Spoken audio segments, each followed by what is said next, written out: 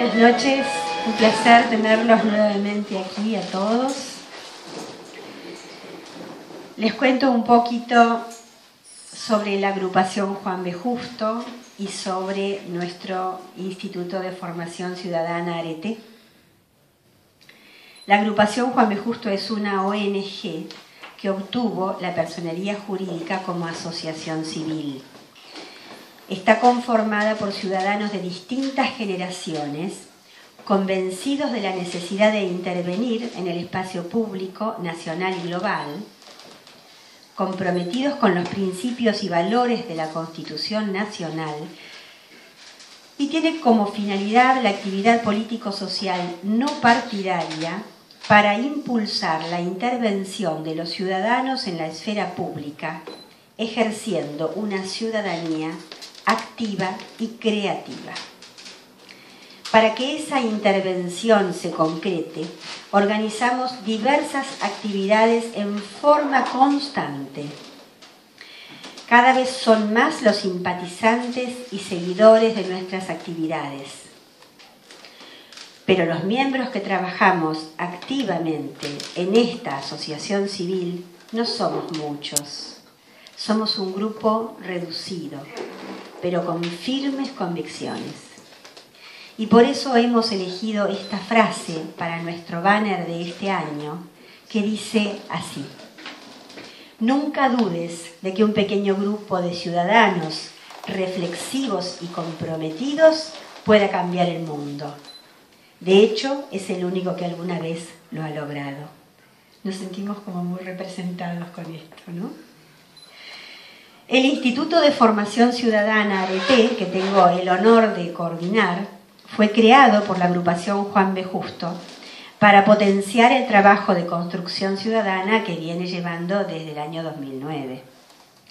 Y ese trabajo se plasma a través de la investigación de los propios miembros de la agrupación o a través de las personas que invitamos a compartir sus experiencias y conocimientos para avanzar en la capacitación propia y de todos nuestros seguidores.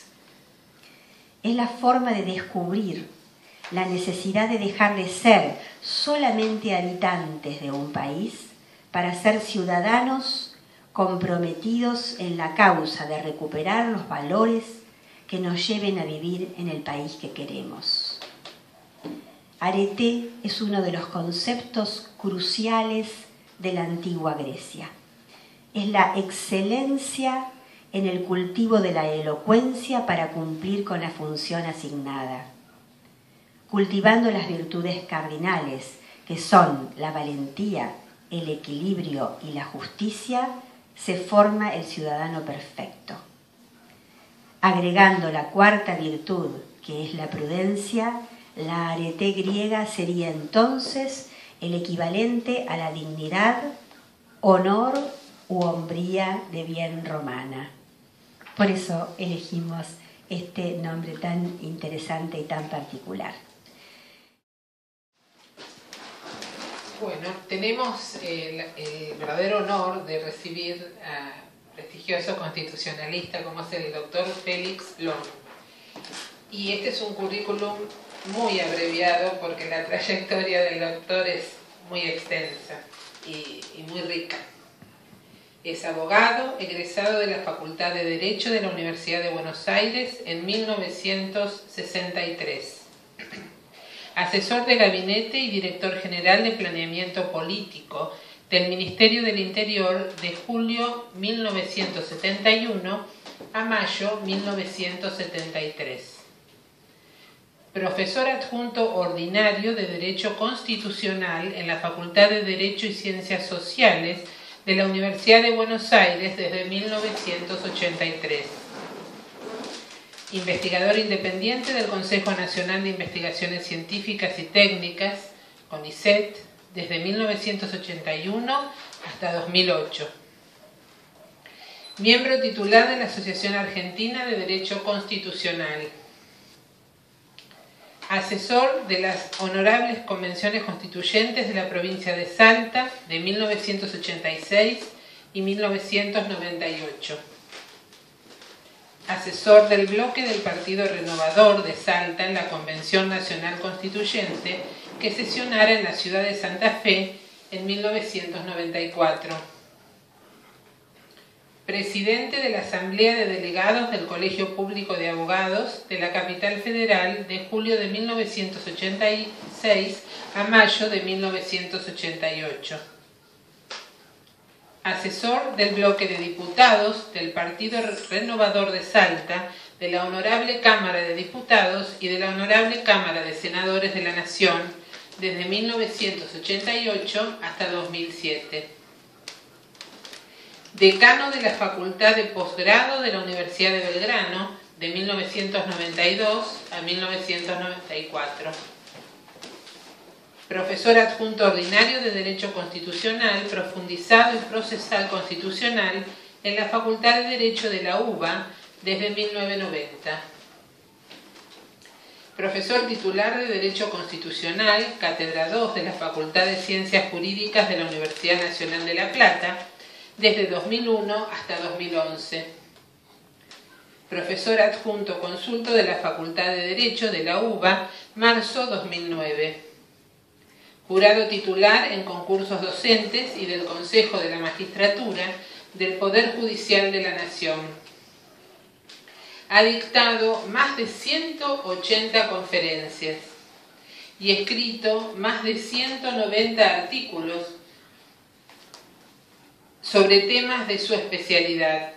Ha escrito libros, siendo los últimos de ellos Lecturas de la Constitución, publicado en 2003, editorial LexisNexis y editorial Platense, y La Constitución, el libro que los K nunca leyeron, editorial Librería Acadia Editorial, edición 2013.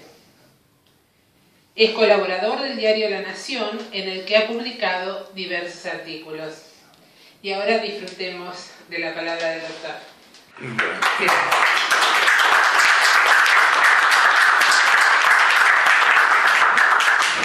Después de esto me voy. Los quiero dejar con esa impresión. Bueno.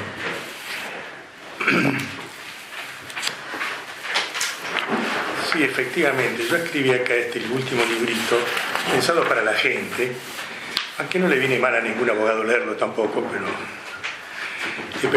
no tiene un sentido académico, no van a encontrar allí ustedes, tal autor dijo tal cosa, discutir, a ver quién interpreta mejor, no, eso no, porque la experiencia a mí me ha indicado que eso tiene que ver mucho con el periodismo, que hay que decir las cosas claras y dar una opinión y no confundir al que me está escuchando, si esto puede ser de esta manera, puede ser de la otra, no. Por eso nadie aprende nada, ni siquiera los alumnos de la facultad. El profesor, tanto como quien es reporteado por algo, tiene que fijar una posición. Y siempre me lo han dicho los periodistas de eso. Han dicho, usted fija una posición y además es contundente. Sí, no tengo pelos en la lengua, como se dice. Y bueno, además también me siento muy honrado de estar acá con ustedes, porque uno de los políticos que yo más distingo y más aprecio es Juan B. Justo. Un hombre que renunció a la medicina siendo un gran médico, y también la esposa era médica, la sabemos, Alicia Moro de Justo, que lo sobrevivió muchos años porque había mucha diferencia de edad entre ellos. Claro. Ella era muy joven y él no. Y fueron dos políticos que honraron a la política argentina, que no se enriquecieron de la política, nada por el estilo, como tampoco hubo de otros partidos, como en el caso del radicalismo, Marcelo Torcuato Alvear, que dilapidó su fortuna. Hay alguna anécdota de este presidente que le dice el secretario de Hacienda, viene acá un marajá indio, pero no tenemos plata para agasajarlo, no se preocupe, acá tiene la plata, era un cheque personal de él. Acá no hacen eso ni de casualidad, ahora no se hace, no se estila eso. Bueno, y después generalmente los presidentes que uno ubica con partidos democráticos, nunca ha habido, por lo menos respecto de ellos, escandalosas denuncias de corrupción. Estoy hablando de Alfonsín, de Arturo Illia, de Hipólito Yrigoyen, de presidentes, ¿no? Marcelo Torcuato Alvear, por supuesto, y hasta de la Rúa, desde el punto de vista de su fortuna personal, nadie ha dicho que se enriqueció con su función política, ¿no? Los errores de él fueron de otra índole. Bueno, yo creo que voy a hacer 2 charlas acá con ustedes, creo, ¿no? Sí. Si es que ustedes están de acuerdo. Después de la primera charla hagan un sondeo y si quieren persistimos y si no, no. Yo no me voy a ofender. Ahora vamos a hablar un poquito de qué es la república, qué es la democracia, qué es la constitución. Vamos a hablar un poco de esas cosas. Y después vamos a hablar de la violación de la constitución, donde realmente a veces la ciudadanía no tiene conciencia hasta qué extremos llegó el régimen kirchnerista de desapego por la constitución, ¿no? ¿A qué extremos? Hubo incluso un plan sistemático de acción, un plan sistemático perfectamente cumplido e implementado, perfectamente. Eso lo vamos a ver, pero la próxima vez. Bueno, vamos a comenzar por decir ¿qué es la Constitución? ¿Alguno de ustedes tiene una idea? Porque generalmente, yo se lo digo siempre a los alumnos, y se estiman alumnos de Derecho, ¿no? Y que ya dieron una materia que se llama Elementos de Derecho Constitucional, etc. Y no se animan a decir, me dedican cualquier cosa, porque seguramente va a estar bien lo que van a decir. No hay que hacer definiciones solemnes, cosas por el estilo, y que esa es la definición acabada de algo, porque en este mundo no existe nada perfecto y nada es acabado de nada. Lo que hay es simplemente cambian las cosas. El cambio es la característica de la naturaleza. Nada permanece igual durante largo tiempo. Nosotros creemos que eternamente va a ser este asunto de que el día va a suceder a la noche y la noche al día, etc. No. Algún día el sol se va a morir, es una estrella, las estrellas mueren también, y ese día, si no nos ubicamos en algún otro sistema planetario, no sé qué va a pasar con nosotros. Que como es, para eso faltan como unos 6.000 millones de años, digamos, no es un problema nuestro por ahora. Aunque por las dudas estamos empezando a incursionar ya por el espacio y hemos entrado por lo menos en nuestro sistema planetario. El hombre es muy audaz, muy valiente también. Esta es una hazaña que tiene similitud con la que realizó Colón, cuando vino para tratar de demostrar que esto era redondo, la Tierra era redonda, y se encontró con América, una cosa impensada, nadie tenía noticias, por lo menos no se conocía. Hay algunos que hablan de unos viajes de los vikingos, de los noruegos, etcétera, pero no hay muchos datos de eso. La cuestión que fue una verdadera aventura. Ir con 3 cáscaras de nuez, como se dice, por el Atlántico, con las tormentas que se vienen, había que ser audaz y valiente y tener alguna convicción, algún objetivo muy concreto, ¿no?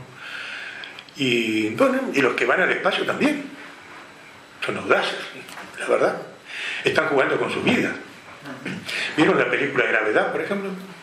Algunos de Gravedad pintan un poco esta cuestión, ¿no? Ver cómo van en esas aeronaves espaciales, algunos salen de la nave por algún motivo y de repente ver cómo esa persona es sacudida por un lado y después vuelve para el otro. Una cosa impresionante. Y yo digo, bueno, no, yo jamás haría una cosa de esa. Pero bueno, yo ya no estoy en la juventud. No lejos de ella, pero no estoy ya en la juventud. Sí, porque la juventud no es solamente una cuestión de edad, es también una cuestión de ideas. Así es. Y de ganas de hacer cosas. Cuando uno tiene algo por hacer hacia adelante, digamos, mantiene la sed de la juventud. No, eso no quiere decir que sea joven, físicamente, ¿no? Bueno, también, antes de comenzar también quiero aclararles algo, porque te habló de los ciudadanos, de la importancia que es el ciudadano. Hay un cambio fundamental en la condición política de las personas con la Revolución Francesa. Cambio fundamental. Había un antecedente de la Revolución Inglesa, había un parlamento inglés, etc. Pero la Revolución Francesa ideológicamente tiene un significado especial. Hay también que tener en cuenta que la importancia de Francia en el mundo, en el siglo XVIII y el siglo XIX, oscureció en cierto modo la Revolución Norteamericana, que era una colonia inglesa, en aquel momento eran 13 colonias, nosotros éramos 13 provincias también, cuando se hace la organización nacional, 13 colonias volcadas sobre el Atlántico, era un país pequeño, digamos, en cierto modo, y ellos también, con inspiración en Montesquieu, etc., hicieron la primera constitución escrita donde el gobernante era elegido. Era una elección muy circunscripta, muy cerrada, si quieren, no votaban todas las personas, pero era el comienzo de un cambio fundamental. Es decir, el ser humano dejó de ser un siervo de la gleba para transformarse en un ciudadano, donde participaba en las decisiones políticas a través del sufragio. Esto es una transformación total, un cambio total. Y es la única revolución cuyos principios, estos principios se mantienen vigentes hasta nuestros días. Porque la revolución bolchevique el comunismo terminó siendo un gran fracaso. Hoy en día, el único país que todavía dice que es comunista es Cuba, porque ya y China está en otra cosa. Y ya vemos que inclusive en Cuba están transformando y tomando medidas que son típicas del capitalismo, un sistema capitalista. Recuerdo que hay un autor alemán, político alemán, gran político alemán, que él decía que no es los sistemas capitalistas, es decir, el sistema comunista también es un sistema capitalista, dice, porque no se puede, para poder invertir y incrementar la producción hay que hacer un ahorro. Ese ahorro es de capital, que después yo lo coloco para hacer tales cosas. Nadie todavía hasta ahora inventó un sistema no capitalista para crecer. Ludwig Erhard, el creador de esta concepción de la economía social de mercado, un tipo interesante, era un social cristiano alemán interesante, que acá lo distorsionó mucho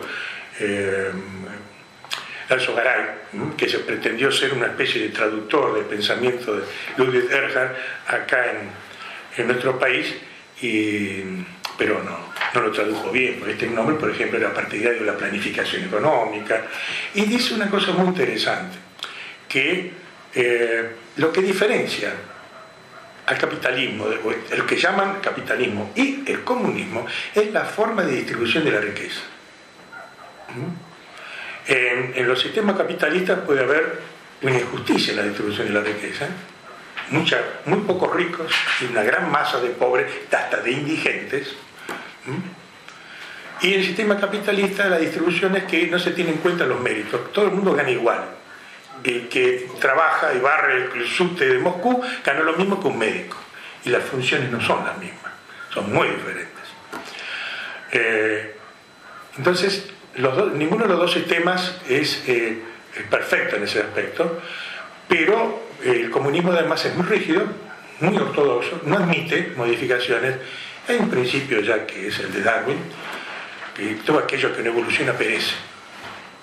El comunismo cayó por implosión, no hubo ninguna invasión externa, cayó por implosión.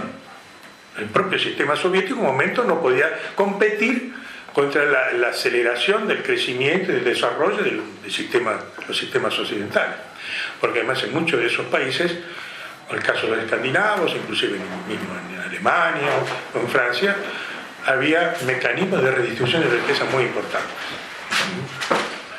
Así que, bueno, yo quería destacar esto y señalárselo yo, la importancia que tiene esa revolución, que es la única revolución que suscita hasta nuestros días, porque todas las otras han fracasado como revoluciones. Ninguna se sostiene. Esta sí. ¿Por qué? Porque se va adaptando. Hay también vertientes de liberalismo social. La democracia social incorpora los principios liberales, aunque los adapta con un sentido social. Bueno, entre nosotros el socialismo fue aquí, estaba inspirado en Eduardo Bernstein, que preconizaba, que se diferenció y criticó a Carlos Marx, porque Carlos Marx era irreductible. Con el capitalismo no podía hacerse ningún entendimiento, solamente cabía la destrucción. Por eso termina el Manifiesto Comunista en 1848, Carlos Marx, cuando escribe eso tenía 30 años, escribe, dice que salgan a romper las cadenas, porque lo único que tienen por perder serían las cadenas en esta lucha, precisamente. Rómpanlas contra el capitalismo y por la violencia. Eso fue un pensamiento trágico, porque después vino la violencia, y con horrenda violencia.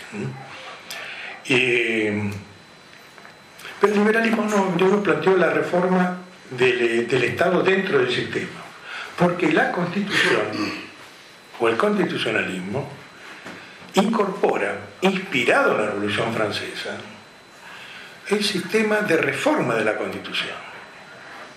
La Constitución puede reformarse. Es decir, esta es una gran contradicción o contrapuesto con el concepto del absolutismo monárquico. Porque el sistema monárquico era jerárquico, inmutable, permanente. Las jerarquías eran inmutables también.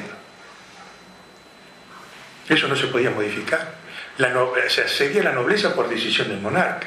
Todavía a veces la reina de Inglaterra o la monarquía inglesa lo unge Lord, aún es el primer escalón de la nobleza, pero es una decisión del monarca, una gracia del monarca. Si no, no había manera de cambiar, de ascender en la carrera o en el esquema social. Generalmente el liberalismo lo que hace es, admite que a través de igualdad, del principio de igualdad, todos pueden acceder a cualquier situación. Y eso ocurre. No es que no ocurre. Entonces, esas transformaciones, la Constitución, como dice la nuestra, puede reformarse en todo y en parte. Y la Constitución, la primera Constitución escrita, que la de Estados Unidos, prevé su reforma a través de un mecanismo muy particular que son las enmiendas.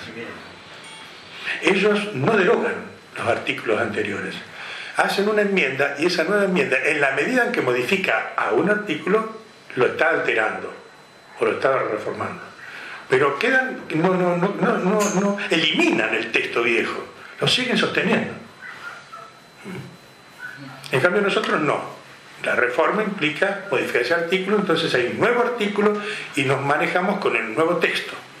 El otro queda con antecedente histórico, por supuesto. Por eso yo conservo los textos constitucionales atrasados, los viejos, para no olvidarme cómo eran.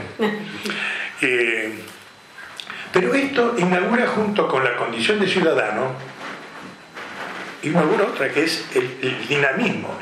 Ya el sistema político no es un sistema cerrado como monárquico absolutista, sino como un sistema político dinámico. Es decir, que se puede transformar a través del sistema. No es necesario abatir al sistema para transformarlo.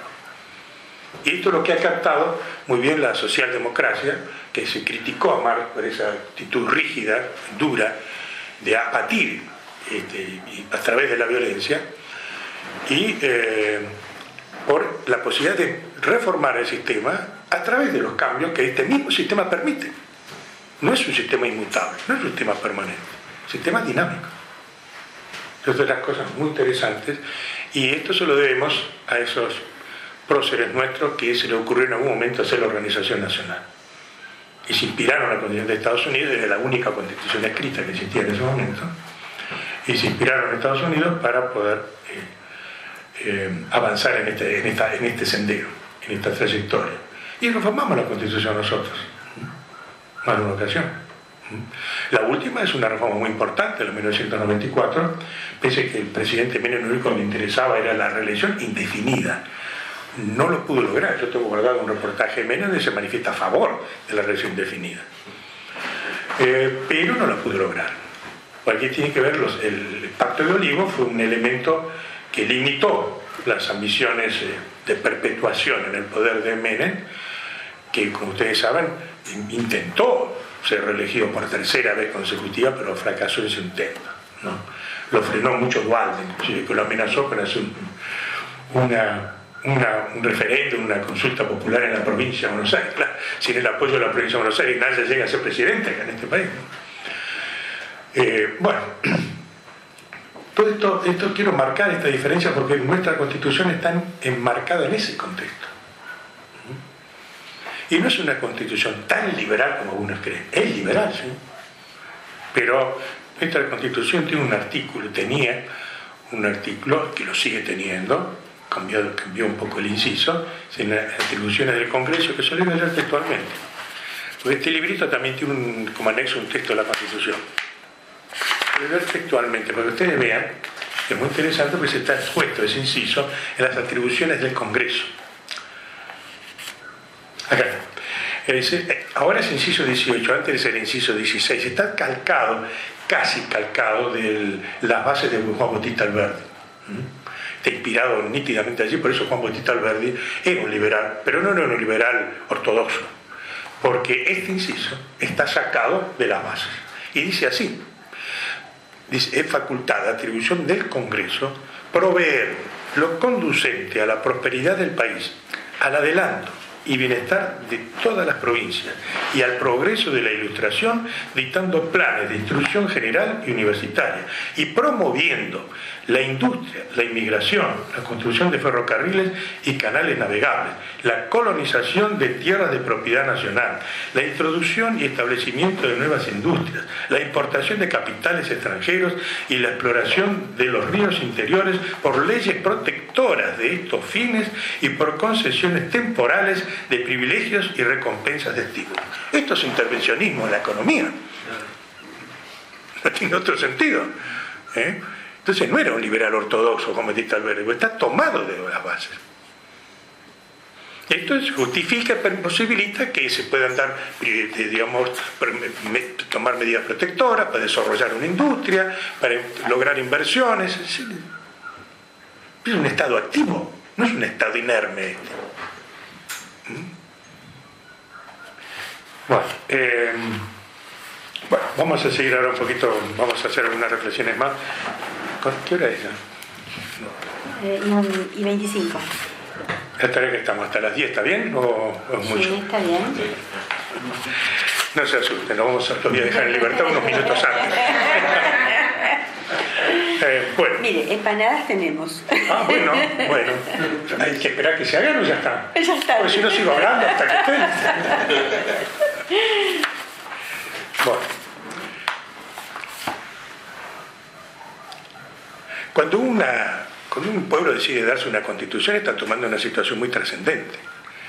Por la constitución se establecen las reglas de juego de la convivencia. La constitución es el programa, es el proyecto sugestivo de vida en común. A mí me causa un poco de gracia cuando dicen los pueblos, vamos a hacer un programa. ¿Qué programa si está en la Constitución? Basta leer la Constitución para darse cuenta que es un programa extraordinario la Constitución, flexible y abierto, adaptable a las distintas coyunturas. Que eso le permite, esa clave, los textos constitucionales son como marcos generales. Son marcos generales. Luego, a través de las leyes, se lo implementa de acuerdo con las necesidades del momento. Por eso las leyes pueden cambiar. La Constitución también, acabamos de decir, puede cambiar, pero no tan seguido como las leyes. ¿Y por qué no tan seguido? Allá por la época de 1653 accede al gobierno inglesa, pues se derroca la dictadura de la dinastía de los Estuardo. El que encabeza esa revuelta es un general, Oliverio Cromwell, y allí impulsaba un instrumento de gobierno, en el cual se decía lo siguiente, muy curioso eso allí, que tenía que haber una ley, un texto, que no pudiera ser modificado como otra ley cualquiera. Era una especie de distinción no muy clara, muy confusa, no sabía muy bien cómo encararlo, pero sí advertían que tenía que haber un texto que tuviera una permanencia y que fuera inmutable. Es decir, no pensaba en la reforma de ese instrumento, pensaba que ese instrumento iba a ser la palabra definitiva. Al menos en la base, en su esencia, ¿no es cierto? Claro. Inmutable en ese sentido. No, pero además, en ese momento estamos en la monarquía absolutista, se pensaba que no existían, no había una concesión dinámica de la ley. No había. Y la Constitución es una ley especial, pero es una ley. La ley de leyes. Exactamente. Entonces, todavía no existía este asunto de la evolución, de la transformación, pero este hombre, con un gran olfato, decía, tiene que haber algo, algún texto, una ley superior, algo así, que no fuera modificable por una ley común. Y ahí deja. Este hombre, como saben después, retorna a la monarquía absolutista, los sectores van a gobernar hasta que después vuelven otra vez a ser expulsados del poder. Y a fines viene con la Revolución Inglesa en 1688, que allí hay un cambio también fundamental en ese sentido. Bueno, así que en este sentido, en este aspecto, vemos nosotros que hay una luz allá, ya en aquel lejano, estamos hablando de 1653. Eso pasa el tiempo y Montesquieu le va a agregar a estas cuestiones la división de poderes, que es algo fundamental. ¿Qué quiere decir la división de poderes? Porque antes el poder era absoluto y el gobernante era irresponsable de sus actos. Fíjense la polémica que se armó en la Constitución con la abdicación del rey Juan Carlos I.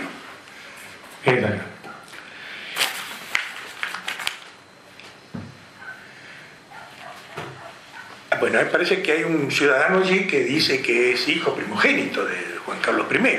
Parece que el Lugo no estaba solamente por acá, andaba por aquellas tierras también. De Juan Carlos I parece que... Bueno, no vamos a entrar en esas cuestiones íntimas porque no importa. Pero la cuestión que si se lo puede demandar al rey, entonces se encuentra con que la Constitución no prevé la abdicación, claro, porque el monarca era rey hasta su muerte.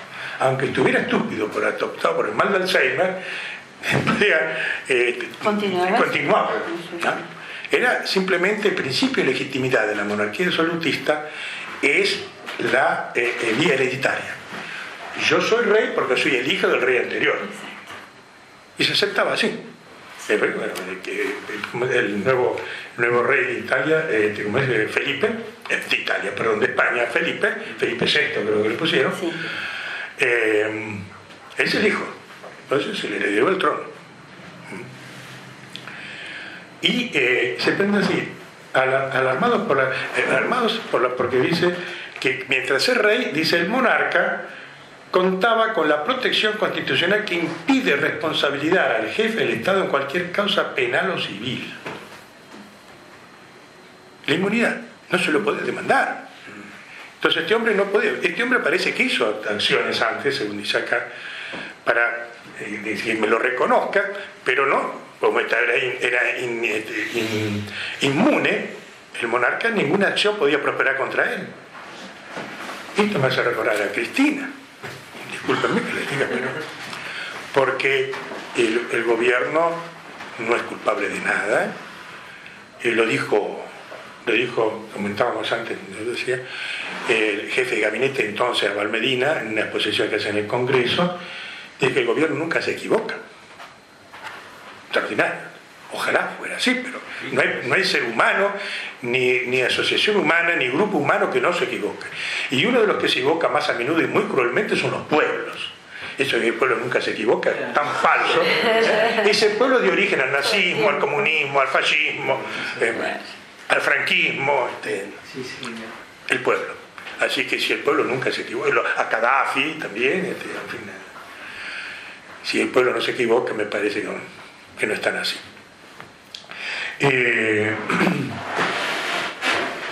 Así que entonces, fíjense que aquí se quiere tratar de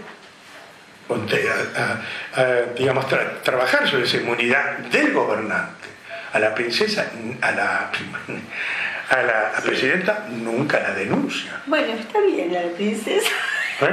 Dentro de todo está bien tener a la princesa. Sí, sí, tiene un sentido monárquico. Tiene un sentido monárquico, sí. Fíjese que, por ejemplo, ella va a las reuniones del presidente, etc., llega a la hora que se le da la gana. Claro. En el exterior, la falta de respeto. La puntualidad es así. El canciller, el presidente de allá, dice a las 8, estamos 8 menos 5. Es la regla. Es un vicio argentino, si no sea mejor otro, de que llegar a cualquier hora a los lugares, empezar cuando se le ocurre a alguien, etc. No es un vicio mayor si quiere, pero cuando hay que respetar las normas, cuando uno va afuera, ¿no? Va. Y en consecuencia, ella está tratando de preservar su inmunidad. Las versiones que existen, que antes se han transmitido, es que, bueno, si yo lo largo a vudú, después vienen por mí. Por mí no puede ser. Entonces lo sostengo vudú. ¿Qué va a hacer cuando lo procese? Porque dijo el hijo, yo no tengo ninguna duda que va a ordenar el procesamiento de vudú. ¿Lo va a seguir sosteniendo? Tiene muchas cosas que ocultar. Muchas cosas que ocultar.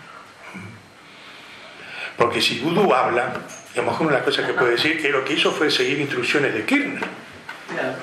Nada más. Y entonces la cosa se ve que se complica mucho. Entonces tiene que tratar de protegerlo. Y vemos esta cosa farsesca, absurda y ridícula de un presidente que protege a un delincuente. Porque aunque él obedezca órdenes, es un delincuente, porque él puede renunciar si no está de acuerdo con lo que está haciendo. Es lógico. Que no está de acuerdo, renuncia. Bueno, esta es una manera de decirlo que ustedes ven, las monarquías absolutistas, todas las monarquías, a pesar de que son monarquías constitucionales, todas tienen la misma característica. Bueno, esto es incompatible con el sistema republicano.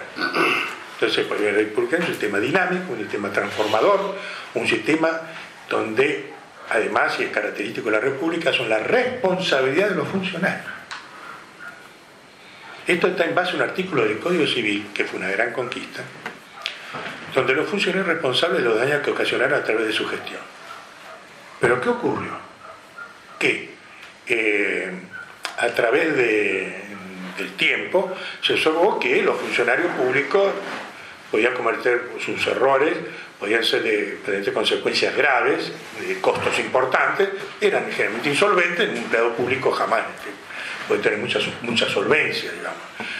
Y entonces la Corte Suprema, o los jueces, desarrollaron la concepción de que no solamente el responsable del funcionario, sino también el Estado, porque el Estado sí puede ser solvente. Y que está tratando de hacer esta norma del Código Civil que ya existía desde el Código Civil escrito por Vélez Sarsfield, la responsabilidad de los funcionarios, como decimos antes, que la Corte o la jurisprudencia lo hizo extensible, como señalábamos, al Estado. Y uno se demandaba al Estado y podía obtener un resarcimiento. Pero eso fue una evolución, porque el monarca era irresponsable, pero el Estado también era irresponsable en ese momento. Cuando se suprimen y prevalecen las repúblicas, se van cayendo las monarquías absolutistas, el Estado deja de ser irresponsable, aún bajo los regímenes que tienen monarquía absolutista, porque acá lo que se está hablando es la inmunidad del monarca, de la persona del monarca, que es un resabio de la monarquía absolutista. Eso lo mantienen, no es más una monarquía absolutista, pero mantienen ese rasgo. El artículo 37 lo dice clarito. ¿Con qué artículo? El 37 de la Constitución, donde no puede el presidente dar órdenes a los... Ah, no, pero no es ese artículo, discúlpeme, es el 109. El 109 de que está entre la atribución del presidente, que trata de la figura presidencial. El 109 dice que en ningún caso el presidente podrá ejercer funciones judiciales, arrogarse conocimiento de causas pendientes ni restablecer las fenecidas. Es un buen romance, quiere decir que no puede ni asomar la nariz en la función judicial. Claro. Terminantemente, es un artículo clave de la división de poderes. Y el 29 lo dice, clarito. Eso es otra cosa. Esos son infames traidores a la patria. Sí, es otra cuestión. Pero bien. Bueno, entonces la responsabilidad del funcionario es una gran conquista del Estado de Derecho y también la responsabilidad del Estado. Es una gran conquista del Estado de Derecho, que quiere ser tumbado, ¿sí?, eliminado por la reforma del Código Civil que se ha hecho. Que como además había mucha resistencia a aprobar la reforma del Código Civil con esa disposición, y el gobierno no quería modificarla, encontraron la vía. Lo han hecho por una ley independiente. Lo han hecho por una ley independiente. Esto es una cuestión que en su momento habrá que derogarlo, por supuesto, porque no puede ser que los jubilados no puedan demandar al Estado, por ejemplo. Liquidan mal los saberes jubilatorios. A propósito, porque curiosamente Kirchner, que tan crítico de las políticas liberales, sin embargo las cosas liberales que puso Cavallo las mantiene, si a él le conviene. Una de ellas es la forma de liquidar el haber de los jubilados. ¿Ustedes saben cómo es ese haber? ¿Cómo se hace? No. Bueno. Cavallo había puesto este sistema en la ley de que cuando creó el sistema de las AFJP, ¿no? Se tiene en cuenta el promedio de los últimos 10 años del sueldo de una persona que se va a jubilar. Ustedes saben que acá en nuestro país la característica es que en 10 años aumentan mucho, la inflación es muy grande. Hasta ahora ha sido así. Ojalá cambiemos de este estilo, pero es así. Bueno, se hace un promedio, pero no se actualiza. Pero además no es eso lo que le van a pagar, porque eso puede dar algo más del 50%. No, le van a dar, de eso le van a dar el 40%, por decir, el 1,5% durante 30 años, que es el 45%. Es decir, de ese promedio de los últimos 2 años le van a dar el 45%. Esos son los juicios, la demanda. Cientos de miles de demandas, entre ellos la mía. Pues la tiene clarísima. Entonces, eso lo dejaron intacto. Eso sí. Bueno, después dice que nadie hizo por los jubilados tanto como este gobierno. Claro. Lo que dio jubilaciones mínimas que ni siquiera alcanzan a tener el nivel del salario familiar mínimo. Claro. Ni siquiera eso. Se supone que un jubilado no se enferma, no tiene nada, está fenómeno, está en plena juventud, no necesita nada de nada, y con 2.000 pesos puede vivir, por ejemplo. No para el cuerpo. Bueno. Sí, claro, porque no está exento por la sencilla razón de que tiene cosas, es tan humilde sus posibilidades que no es dueño de nada. De un televisor a lo mejor, sé que lo compró en 60 cuotas. Bueno. Pero vamos a ver, estas cosas entonces las mantienen. Después se hace la propaganda en sentido contrario. ¿Ya contaste que estoy hablando? Bueno. 40 minutos. 40 minutos, bueno. Sí, una horita más y ya termina. Bueno, entonces ya tenemos algunas cosas. La responsabilidad del Estado, la responsabilidad de los funcionarios y del Estado, característica del sistema republicano, la publicidad de los actos, por eso está el boletín oficial. Las leyes no son secretas. Uy, estoy poniendo acá. ¿Estás creyendo que era un celular? Eso está conversado. Bueno, notable. No se lo cuenten a nadie. Queda entre nosotros acá. Traté de escuchar por el micrófono. Bueno, el acceso a la información, la publicidad de los actos, el boletín oficial. Las leyes tienen que ser publicadas para que entren en vigencia. ¿Rigen después de su publicación? ¿Por qué? Para que el ciudadano se pueda enterar qué dice esa ley, esa nueva ley.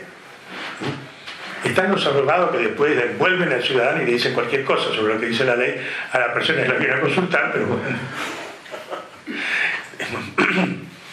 No es así, ¿no? Hay muy buenos abogados. Acá tiene una, por ejemplo. ¿Cómo? Acá tiene una. Claro, sí. Yo me excluyo, yo no soy un buen abogado. Tampoco soy malo.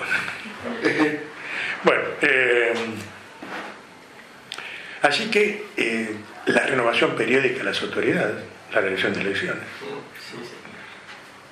publicidad de los actos, responsabilidad de los funcionarios, renovación periódica y el control de los funcionarios, los organismos de control. El primer control es el Parlamento, y ha ejercitado ese control a través de comisiones investigadoras, muy famosa, por ejemplo, la investigación que hizo Lisandro Latorre, el famoso episodio de las carnes, que culminó con la muerte de Bordaberry, como todos conocemos. Bien, cómo serían los intereses comprometidos allí, ¿no? Bueno, se demostró, y pudo demostrar claramente que había una doble registro de los ingresos y los egresos, con lo cual había una evasión impositiva muy fuerte.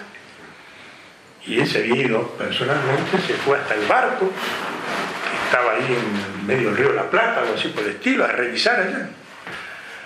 Y logró que el Senado le aprobara, que se llevara a cabo esa investigación por el Senado de la Nación, ¿no?, creyendo que uno iba a pasar a mayores la cosa.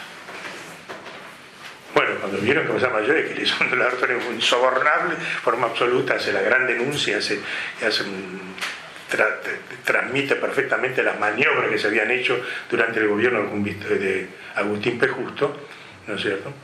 Y bueno, termina, como sabemos, que provoca que ahí terminó el debate en el Senado, porque Lisandro Latorre se sintió muy mal por la muerte de quien consideró un amigo, que por salvarle la vida murió, por querer salvar la vida murió, ¿no? Una cosa realmente dramática, y eso le produjo una caída anímica a Lisandro Latorre muy fuerte, que la logra una vez levantar después con el debate que se hace sobre el tema del comunismo en el Senado, ¿no?, donde él defiende la libertad de expresión al máximo.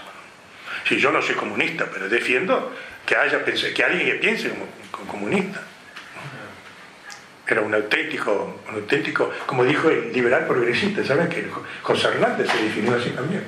Un liberal progresista. Y así se definió varias veces Lisandro Latorre, liberal progresista. Por eso podía entenderse con el socialismo. Más dijo, yo soy de izquierda, dijo él.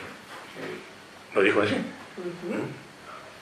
De hecho, creó la democracia progresista, el partido. Sí, el Partido Demócrata Progresista, sí, efectivamente. Bueno, y en la elección de 1932 la fórmula era, si mal no recuerdo, Lisandro Latorre, repito. Bueno, eso digamos como la república, ¿no es cierto?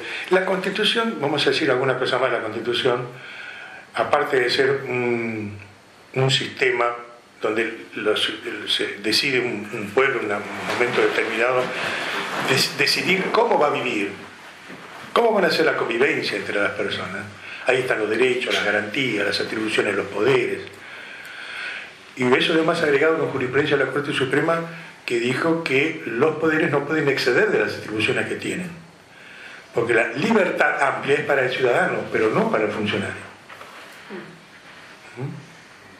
Hay un artículo de la Constitución que es el artículo 19, que tiene dos partes, una que es de la privacidad y la otra el principio de legalidad, que dice nadie está obligado a hacer lo que la ley nos manda, ni privado de lo que ella nos prohíbe, que tiene un antecedente en la Revolución Francesa, la Declaración de los Derechos del Hombre y Ciudadano.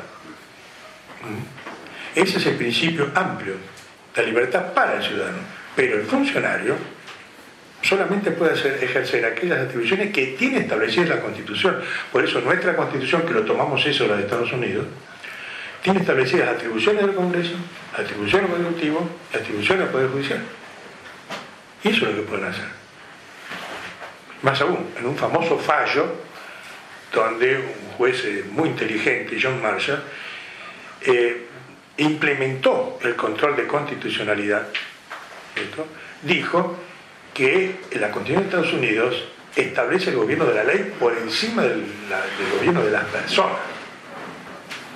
La ley viene a tener casi un sentido sagrado, digamos, no de inmunidad, no de inmutabilidad, sino de respeto. Yo puedo reformar la ley, puedo reformar la Constitución, pero por las vías que están establecidas. Pero mientras está la ley, esa ley hay que cumplirla. Así podemos tener un gobierno ordenado y saber qué derechos tengo y hasta dónde puedo ir en la defensa de mis derechos.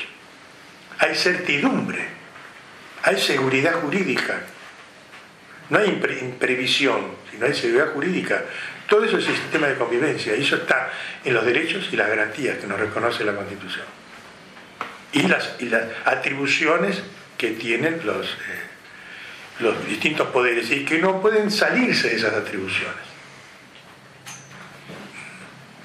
Entonces, ¿cómo se controlan? Y el control, por ejemplo, respecto a los jueces es el juicio político. Eso sí está establecido en la Constitución. Pero el control a través del juicio político. Después, la reforma 94, creo que el Consejo de Magistratura para los jueces inferiores. El Congreso solamente interviene en el juicio político de los miembros de la Corte Suprema de Justicia. Los jueces inferiores tienen otro, que es el que está juzgando ahora Campagnoli, por ejemplo. Porque el Ministerio Público, a su vez, también tiene, por la ley orgánica del Ministerio Público, un sistema especial de designación que requiere el acuerdo del Senado, de sus integrantes, y también la acusación que se hace por el Consejo, ellos tienen también una especie de organismo similar al Consejo de la Magistratura, pero y además también tienen un jurado de enjuiciamiento, que es el que lo está jugando. El Consejo de la Magistratura de los Jueces tiene otro jurado de enjuiciamiento. Bueno, así que mencionamos el artículo 109, que es un artículo clave de la división de poderes antes, ¿no? Y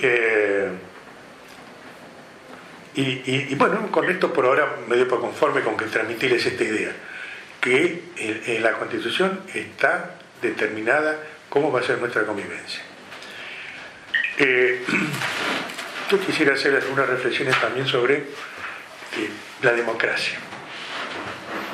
Ya dijimos algo, algunas nociones sobre la República, sobre que la Constitución debe expresar la forma real de ser de un pueblo. Y es una ley fundamental. ¿Por qué la ley fundamental? Porque hoy que recordamos ese instrumento de gobierno que pensaba Olivero como es la ley fundamental.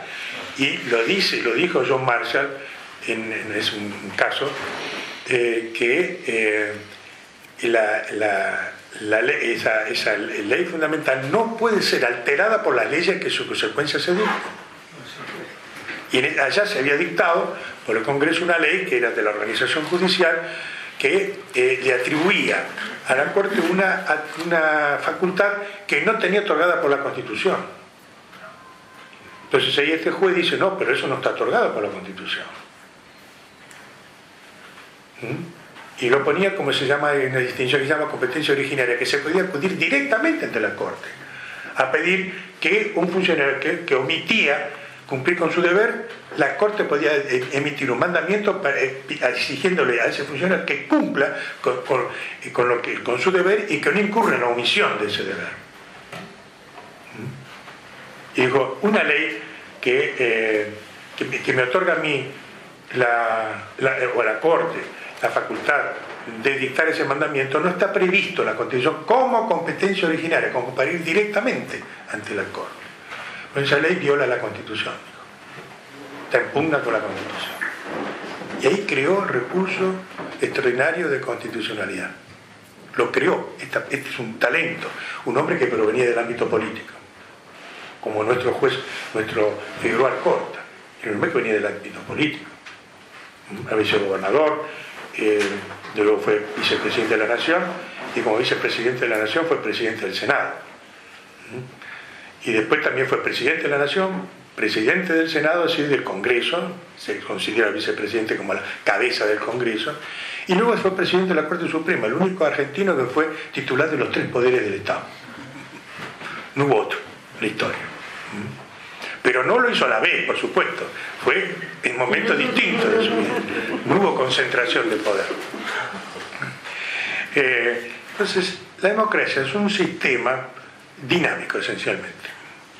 Y vamos a ver, les va a dar a ustedes algunos breves conceptos, ya unos minutos más y ya los dejo. Unos breves conceptos.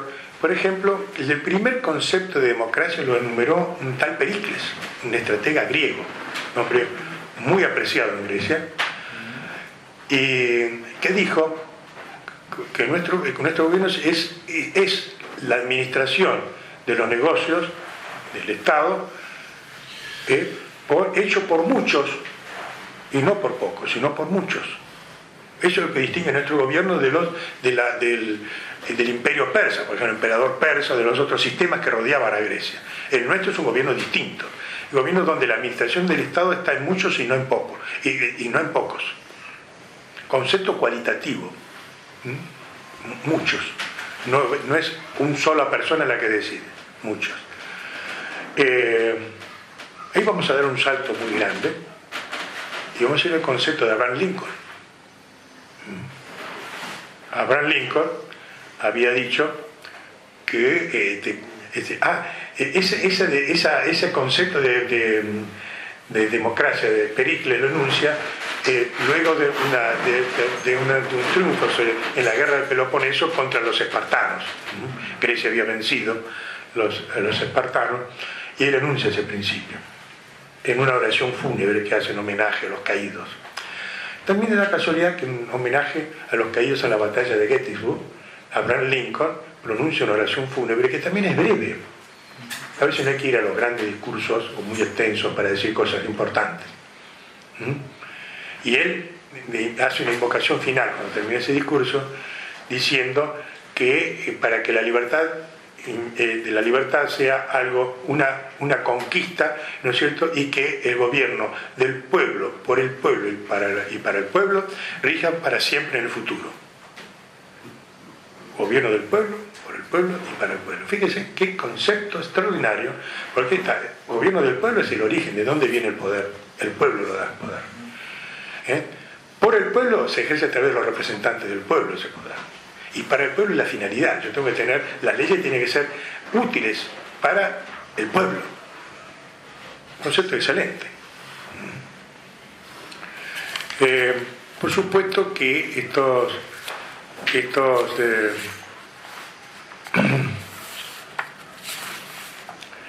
quiero recordarle leer una cosita.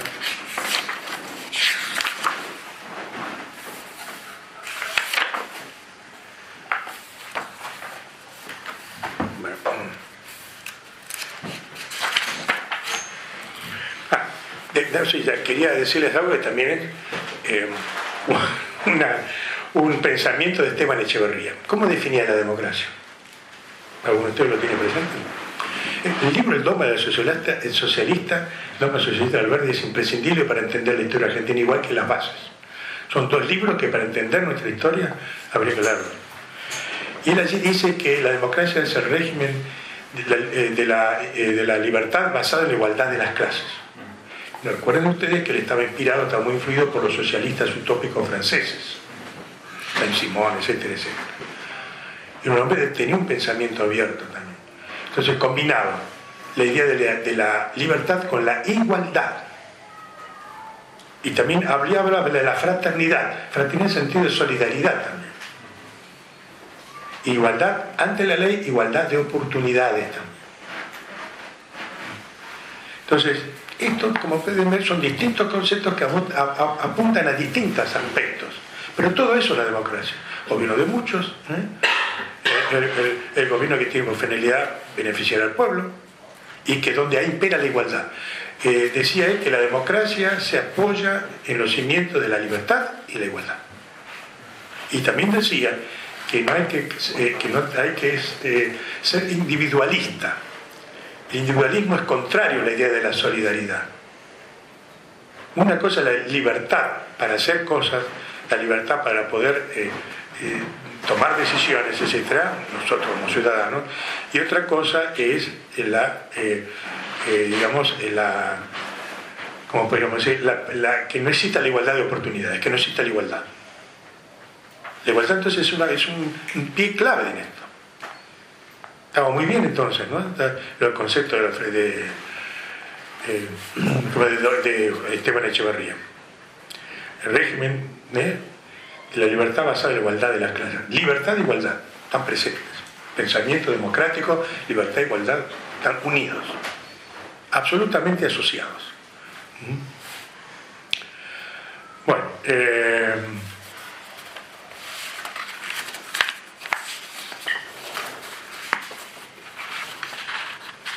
no sé, creo que yo les he dado algunas ideas que me parece que les puedan servir a ustedes para tener una idea, bueno, cómo es que es la democracia, y después ya dijimos el sentido dinámico de la democracia. Además también, la democracia no es algo estático.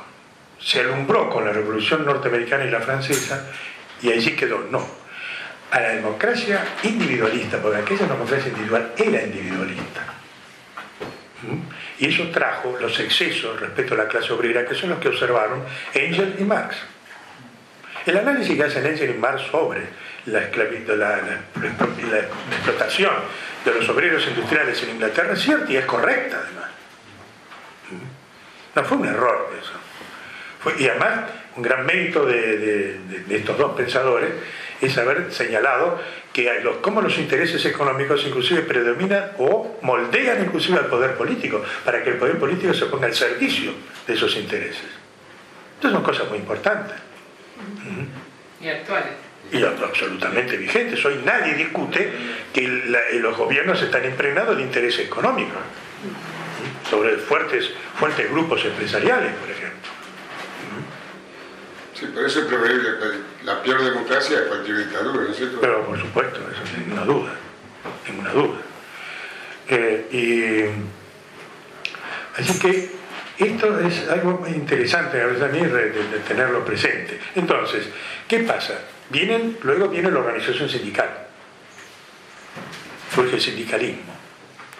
Y viene inspirada en Eduardo Bentham, como decías antes, lo que llamaba la socialdemocracia, por oposición al comunismo. ¿Cuál era el principio de la socialdemocracia? Que se puede modificar el sistema capitalista desde su interior.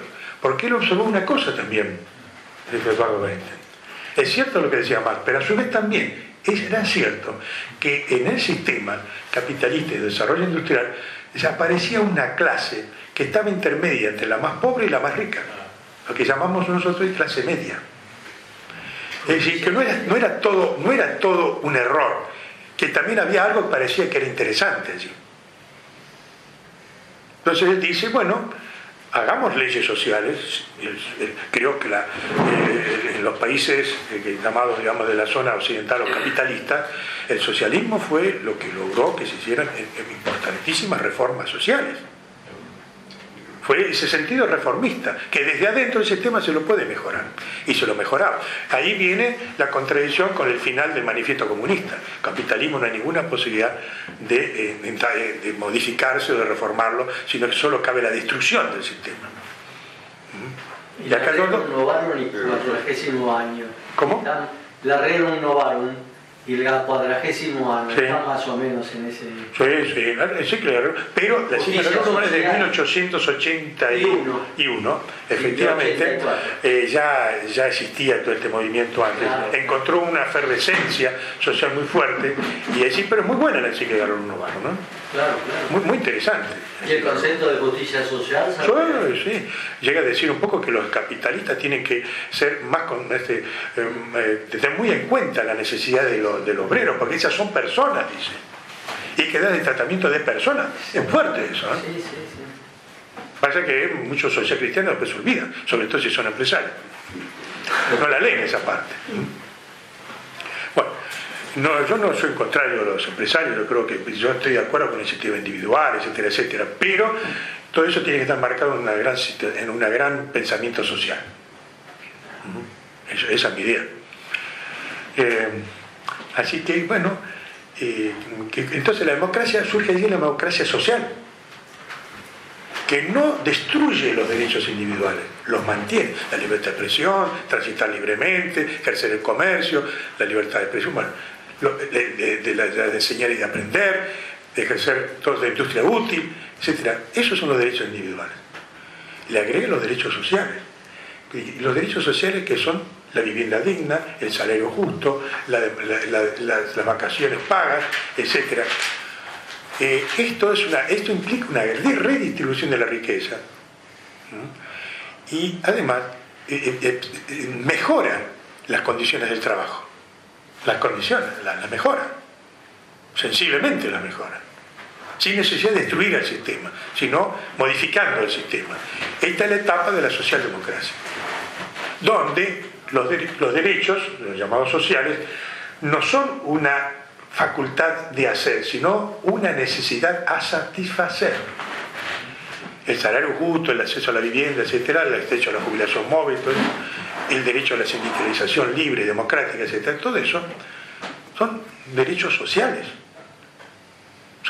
Son necesidades a satisfacer. Si yo no las satisfago esas necesidades, tengo una mala vida indigente. Soy un explotado.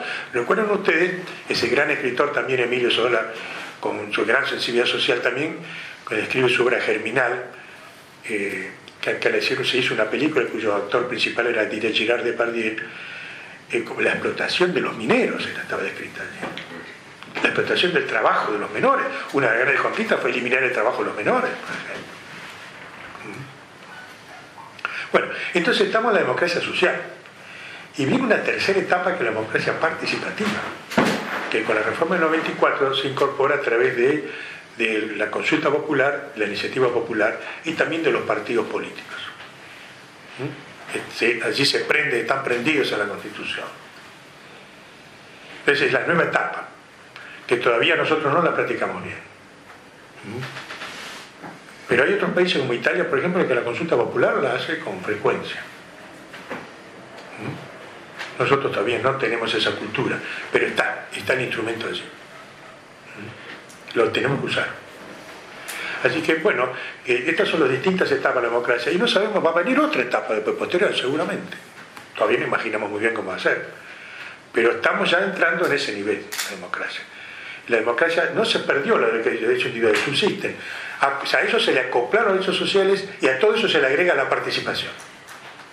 Y después más adelante no sé qué cosa podrá ocurrirse que se agregará también. Pero la democracia sigue vigente, ¿por qué? Porque se va adaptando a las nuevas situaciones. Por eso es un sistema dinámico también. Bueno, ¿quieren que le explique alguna cosa sobre autoritarismo o ya no? Sí. Sí, Y después pasamos a las preguntas que quieran hacer. Sí, después hacemos una pregunta. Esto voy a hacerles algunas reflexiones nada más. Fíjense, el mejor concepto de autoritarismo, ¿dónde lo encontré yo? En la obra Enrique V de William Shakespeare. A un personaje le hace decir lo siguiente: la obediencia de todo súbdito pertenece al rey, pero todo súbdito es dueño de su propia alma. ¿Qué quiere decir eso? Que a mí no me importa lo que piense el súbdito, lo que a mí me interesa es que me obedezca nada más. Si me obedece, aunque él me odie, no importa. ¿Qué diferencia hay entre el autoritarismo y el totalitarismo? Los autoritarismos contemporáneos, nazismo, comunismo, fascismo, franquismo, también en Portugal, no olvidamos, en Portugal también hubo sistemas de tipo fascista. Ahora se me escapa el nombre de quién fue digamos, quien más gobernó como... La revolución de los claveles. No, eso ya era el sucesor.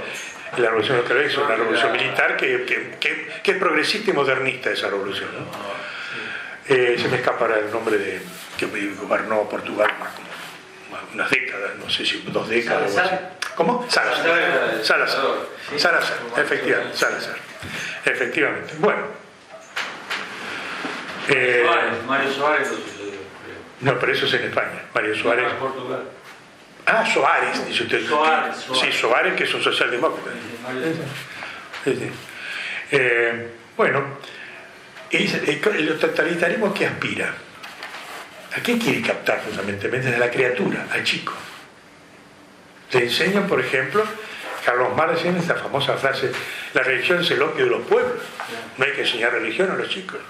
Hoy sería el fútbol. 80 años después del año 1870 años después, que se derrumba el comunismo en Rusia y surge intacta la fe religiosa de los rusos. Stalin preguntó cuántas divisiones tiene el Vaticano para atacarlo. Es decir, que vemos que no se puede, a veces hay cosas que tienen una fuerza interior o algo al que el ser humano se aferra, y yo no tengo por qué impedirle que sea así. Yo personalmente no soy un creyente, pero soy una persona sumamente respetuosa de lo que creen, absolutamente respetuosa, porque además pueden llegar a tener razón y yo soy el equivocado. Eso es un pensamiento democrático. Yo permito que el otro diga lo que le parezca, siempre y cuando me respete a mí, por supuesto, ¿no? Porque él puede llegar a tener razón. La democracia, además, es algo muy interesante, es humilde. Es un sistema humilde porque admite su propia modificación, primero. Es el sistema político de la humildad, la democracia. Bueno, el autoritarismo, entonces, fíjense ustedes, es la concentración de poder. Cuando la presidenta, y lo hemos vivido acá nosotros, por ejemplo, la primera presidencia de Perón fue un gobierno autoritario. Pero yo siempre suelo decir, fue un reformador social, porque evidentemente hizo una reforma importante, como por ejemplo la creación de los tribunales de trabajo, o por ejemplo el otorgamiento del aguinaldo. Y la verdad fue una importantísima redistribución de la riqueza. Sin trabajar el obrero tenía un sueldo más. Luego extendió la organización sindical a todos los ámbitos y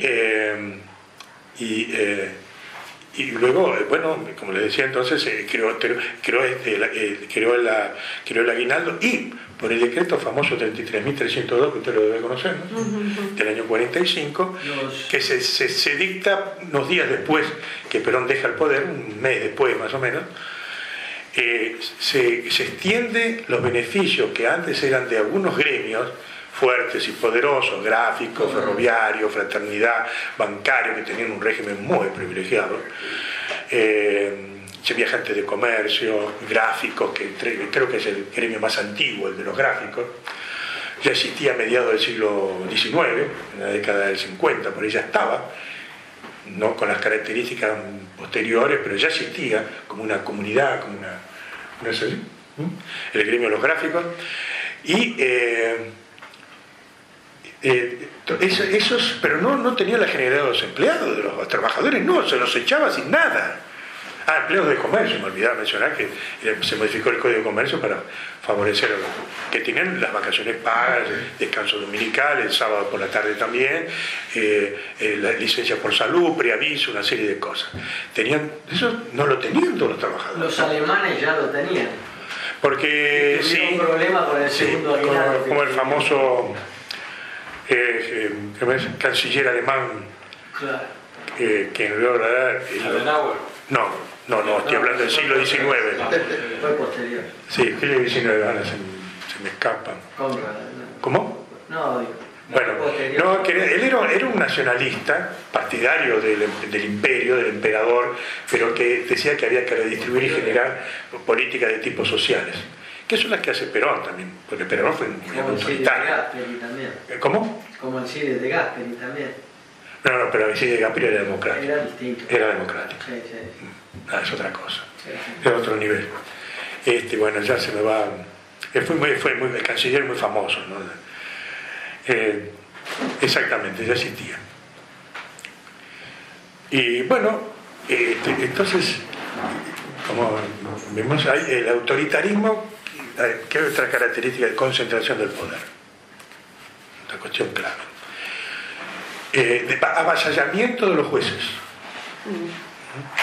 Kirchner y Cristina despotricando contra los jueces y no cumpliendo la sentencia que a ellos no les gustaba. Sí, exactamente. Como el caso de Sosa, procurador general de allá de Santa Cruz, que nunca pudo lograr, a pesar de reiteradas veces que la Corte Suprema le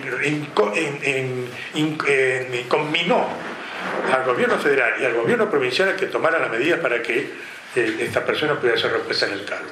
Es el día de hoy que no lo pudo lograr. Pero eso sí, era un hombre de extracción peronista, pero una persona muy digna. Le quisieron dar una indemnización y dijo, no, quiero la reposición del cargo.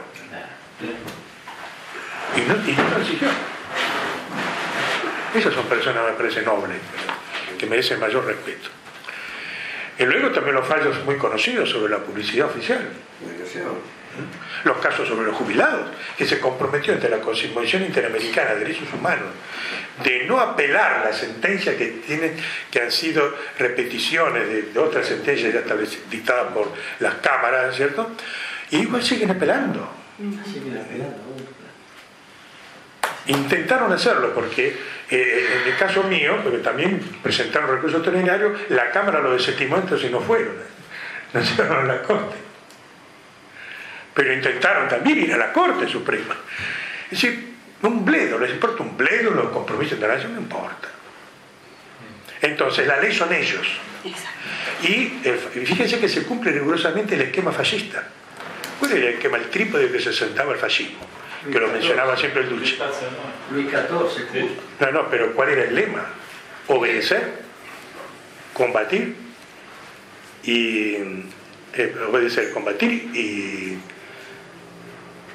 el otro era obedecer, pero combatir y... A ver si acá lo tengo puesto yo. Después de mí el diluvio. ¿Cómo? Después de mí el diluvio. Sí, no, pero... porque además, el obedecer era ¿por qué? Porque el líder piensa por mí. Yo no tengo por qué discutir al líder. No hay que pensar. Y combatir, y yo tengo que hacer todos los esfuerzos. Si necesito tomar las armas para defender al líder. Y hay otra cosa más que ahora se me escapa, que se la voy a decir enseguida. Un segundito, por favor. ¿Sí? Bueno, me parece que se lo voy a deber, porque acá no lo tengo en otro lado, como en otro lado escrito por ahí. La mujer ya me va a venir. Pero fíjense, además, ya le dije lo de Shakespeare, que además, André Malraux también, en La condición humana de André Malraux, en su libro allí, él dice que el hombre desea gobernar, pero más que gobernar, lo que desea es dominar, a escapar inclusive de la condición humana, porque quiere ser todopoderoso. Los hombres sueñan a veces con ser un dios. Y esto encaja perfectamente en Cristina. Ella se siente única, más allá de todo. Lo que ella quiere es lo que hay que hacer. Y madre de todos nosotros. Y madre, sí, madre de todos nosotros. Sí. Interesante. Pero también hay que señalar cuando se le ceden todos los poderes, ¿no es cierto? Para el Congreso le otorga todo. Bueno, eso es característica, eliminación de los controles. El Congreso lo transformó, eso fui testigo, ¿no?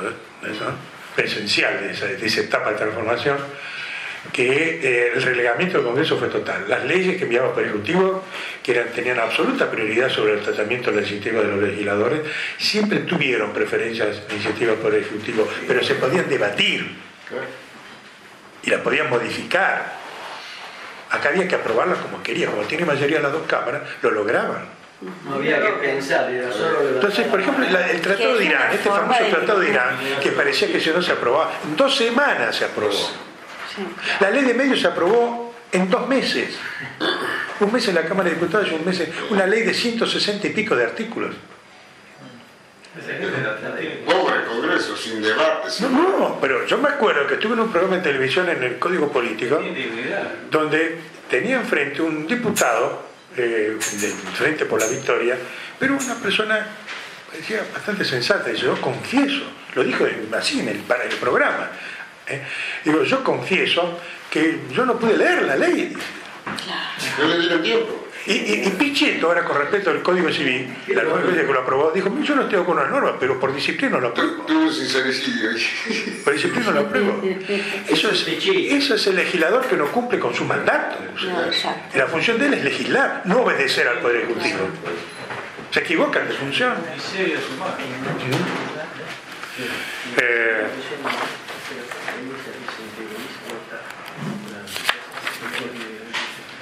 Bueno, en Nelson Castro también, en los enfermos de poder, recordaba un pensamiento de Nelson Castro, enfermos de poder. Allí decía lo siguiente, que el autoritario, el gobernante autoritario, se siente indispensable. Que nunca antes de él se habían hecho bien las cosas. Y además también hay un clima de sospecha, todos quieren agredirlo. Todos están conspirando contra él. Cualquiera que esté en desacuerdo. Entonces, para poder continuar su obra, porque si él es el único que lo ha hecho bien, que está haciendo bien las cosas, si él se va a caer todo eso. Entonces, la eternidad en el poder. Todos los gobernantes autoritarios pasan por lo mismo. Son características comunes. El poder enfermo. ¿No aspiraba ella a la reelección indefinida? ¿Sí? Sí. ¿No quería reformar la Constitución por reelección indefinida? Fue una manía de los peronistas eso. Porque Perón logró la reelección indefinida. La maniobra que fue, digamos, al comienzo, la quiso manejar en Misiones. Exactamente, exactamente, ante el fracaso rotundo debido al obispo Piña, que le dio una piña soberana al kirchnerismo, porque además estaba la idea también de Felipe Solá, de una tercera reelección consecutiva en la provincia de Buenos Aires. Él había estado 2 años, no me acuerdo quién era gobernador, que era vicegobernador, que renunció el otro, no sé si fue Rucabo, renunció, que fue vicepresidente con Dualde, creo, no sé, una cosa así. Fue candidato. Bueno, la cuestión que renunció Rucao y lo reemplaza Felipe Solá, y estuvo 2 años Felipe Solá, y luego es elegido él gobernador y quiso hacer una tercera reelección, y justamente cuando ocurrió lo de Misiones parece que Aguirre le dijo no, se acaba la cosa, esto así no va. Exactamente, y entonces desistió, nunca más habló de persistir en su tercera reelección. Fue histórico lo de Misiones, solo Piña le ganó la elección. Efectivamente. Entonces, vemos que es una especie de manía total, porque Perón logró no la logró Menem, aunque quiso así hacerlo, hizo el intento, pero no lo logró, de interpretar que la primera presidencia no era la primera presidencia. Una cosa de lo más curiosa, porque fíjense, en Córdoba, Angelos había sido gobernador por primera vez. Durante esa primera vez era gobernador, había asumido Alfonsín en el 83, en el 86 se reforma la Constitución de Córdoba, muchas constituciones provinciales se reformaron ese año, y estableció la reelección consecutiva. Pero no se aclaró que el mandato en ejercicio era el primer mandato. Entonces por eso hubo otro constitucionalista que fue Vidal Campos, que yo respeto mucho, pero lo asesoró de tal manera que efectivamente podía él aspirar a una tercera reelección consecutiva, que le fue fatal, porque no la pudo terminar. Fue acusado de corrupción y tuvo que renunciar a la gobernación. La eternidad en el poder nunca dura, nunca es eterno el poder. Y como dijo Magistrado Solón, del sillón de la dictadura nunca se sale vivo. Entonces, para evitar esa confusión, en la reforma del 94 se pone que se admite la reelección consecutiva por una vez y se considera el mandato en ejercicio primer periodo de sus efectos. Así todo, Menem intentó hacer interpretación, por la cual quería retorcer, y encontró un abogado que le hizo la demanda, el reclamo, y que yo lo conozco, un abogado muy distinguido, que leerlo eso realmente era para sacar balcones, porque el retorcimiento que hacía de las palabras de la Constitución para hacerle decir lo que no dice, porque era muy claro, el mandato del presidente en ejercicio considera primer periodo los efectos de esto. Alfonsín había renunciado, por lo tanto eso no podía. Entonces, el autoritarismo, la contracara, la anulación absolutamente de la democracia. Y hay gobernantes que lo disfrazan de que es de populismo, son líderes. Este famoso Ernesto Laclau, que inventa esto de que el pueblo no es representado por el Congreso, sino por el líder.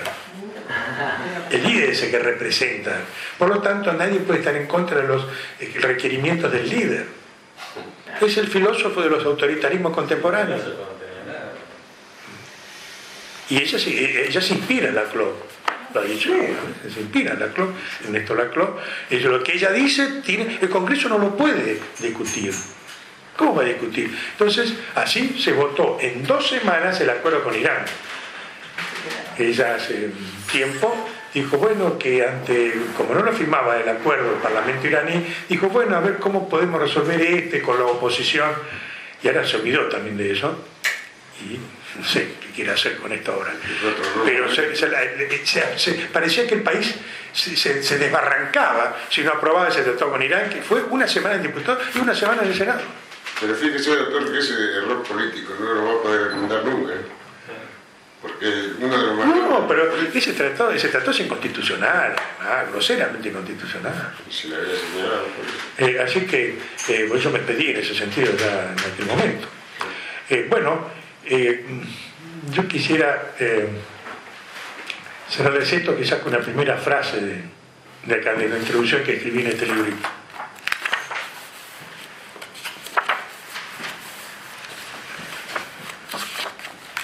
Se les ve leer, son unos poquitos renglones. Son 80 renglones nada más.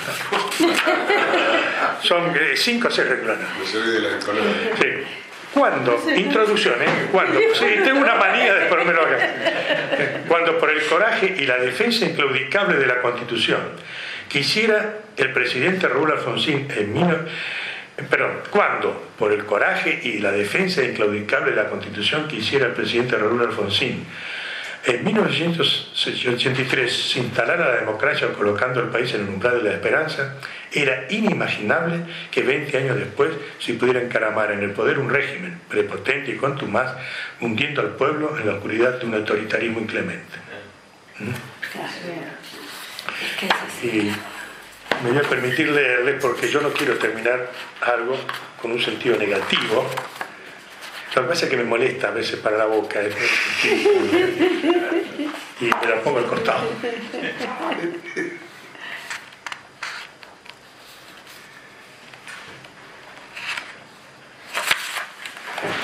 Bueno.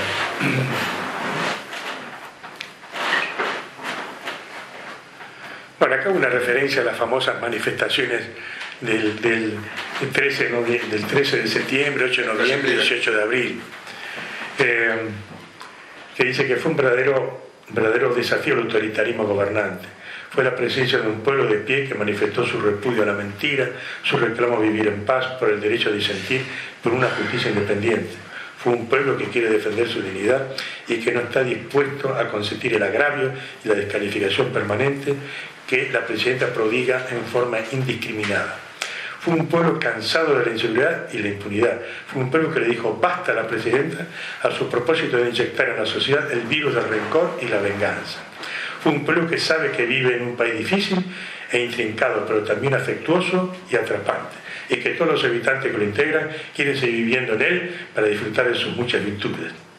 Y se valga como culminación de estas presentes reflexiones, impregnada del ferviente deseo de recuperar la democracia violada, la invocación a la esperanza en el rezo laico que sigue. A más de la mitad de la vida tengo que confesar que me he entregado a la sensualidad de las ilusiones, que son tan lindas. Por medio de ellas me deslizo un estado de inefable satisfacción. Tal sensación me sirve de honroso consuelo. La fascinación de las ilusiones deriva de que son las formas infinitamente variables que asume la esperanza. De allí que nadie puede meterse en el torrente de la vida sin esperanza. Además, como a las ilusiones las moldeamos según nuestros deseos, por medio de ellas el porvenir adquiere la fisonomía de nuestros anhelos. Y eso nos hace sentir fuertes, muy fuertes, porque pareciera que el futuro dependiera de nuestra voluntad. De allí que si no tuviéramos ilusiones, no fuésemos incapaces de imaginarlas, careceríamos de vigor imprescindible para transitar por el camino azaroso, sorprendente e incomparable de la existencia humana. Como ven, esto es un canto a la esperanza.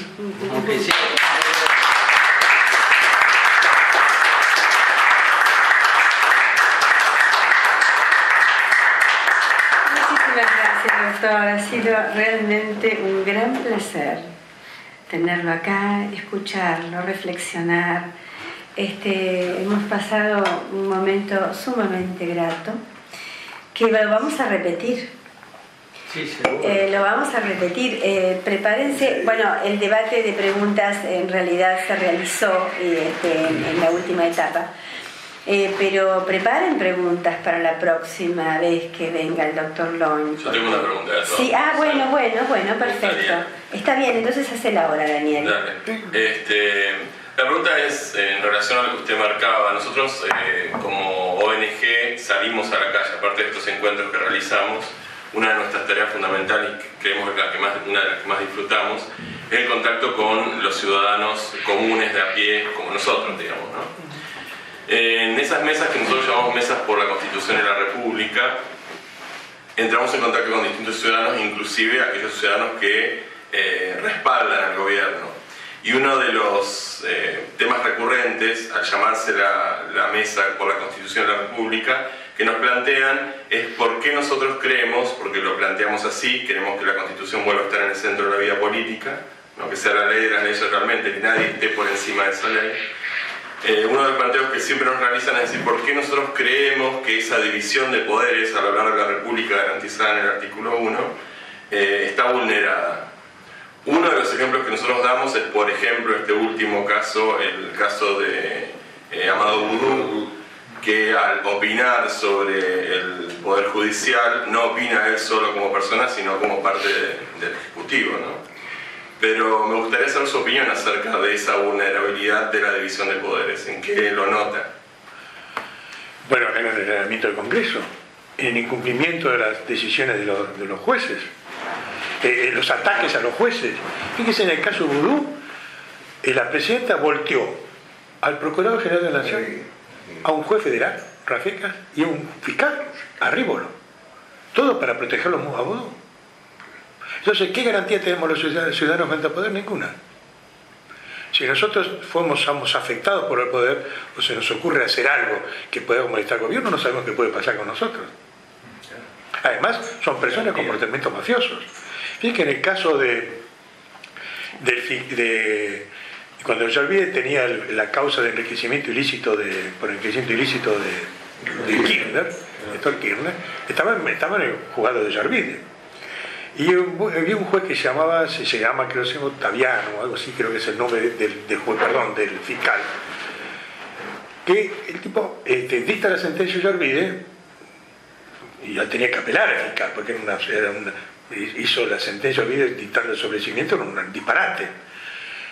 Y el fiscal no apeló, lo dejó firme la sentencia. ¿Por qué? Porque a un chico del colegio de él lo habían intentado asustarlo, y entonces el fiscal, imagínense, yo tengo un chico también, en ese sentido, me discúlpenme, pero primero está mi hijo y después está, qué sé yo, la justicia, ¿no?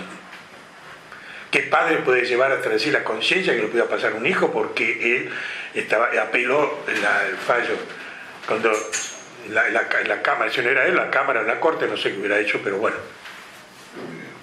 Entonces se crea un clima de estado de indefensión, de inseguridad, que es lo que vivimos. Nosotros no estamos... Ahora en el caso de Campagnoli también hay a un juez que, bueno, como el caso de él dijo, que se anima. Pero también, fíjense que todos están olfateando el fin del ciclo. Sí, parece. Y eso influye. Y todos también quieren hacer también buenos méritos para lo que viene. Enhorabuena. Lo que ocurre también que uno tiene que calcular que cuando vea a un juez o vea a un diputado, vea a un otro ciudadano, no son héroes, son seres humanos. Y esos comportamientos mafiosos los pueden preocupar. Realmente los pueden preocupar. Y yo no me animo a condenarlo al fiscal Ottaviano, así que no apeló la sentencia de Ollarvide. No lo puedo condenar. Pero yo soy padre de 3 hijos, tengo 7 nietos, pero ya un hijo por un nieto me lo amenazan, porque yo dije algo, estaría preocupadísimo. Entonces me parece que es humano eso. Pero ese es el clima que se vive con los autoritarios. El autoritarismo no puede ser juzgado. Hay que obedecer lo que ellos quieren. El Parlamento tiene que aprobar los proyectos ejecutivos sin discusión. Eso es el relegamiento del Congreso, es el avasallamiento de los jueces. Querían inclusive la reforma, que no prosperó, que la Corte la declaró inconstitucional. Bueno, eso era ya, dice llanamente, la supresión del Poder Judicial. Eso se lo voy a explicar en la próxima frase. Muy bien. En la próxima exposición. Sí, señor. Eso, ahí está, y yo fui testigo de eso.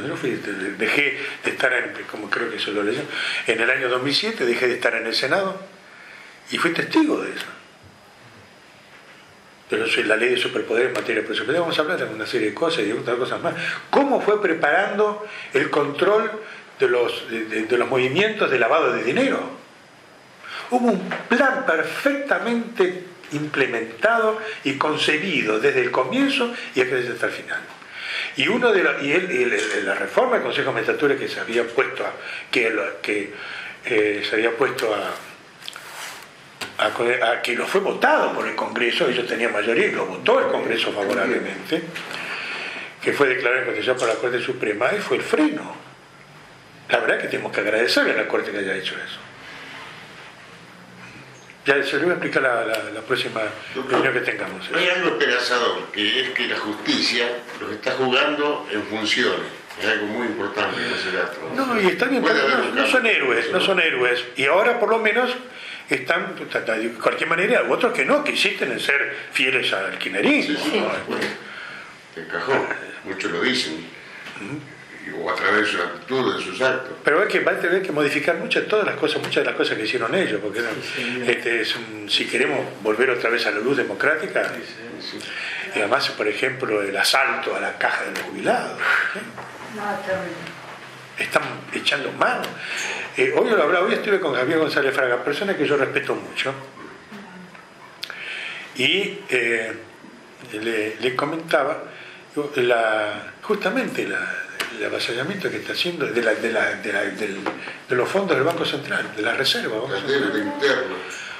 Ella hace 2 años había 54.000 millones, ahora hay 27.000 millones.